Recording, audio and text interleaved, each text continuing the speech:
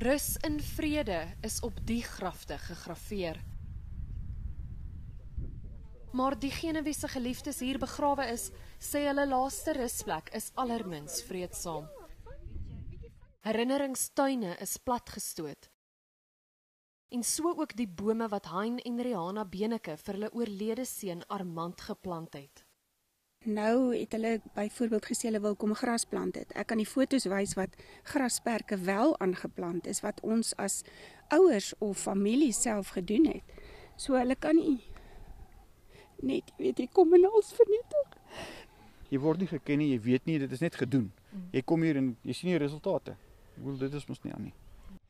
'n herrie het losgebars nadat Belinda Donation Jeppers, wat gereeld haar oorlede man se graf kom besoek, aanvanklik gekla het. Dit was erg. Ek sal vir jou sê, daar was, ek dink is 'n Griek, Stanislav. Hulle het 'n vol klip, né?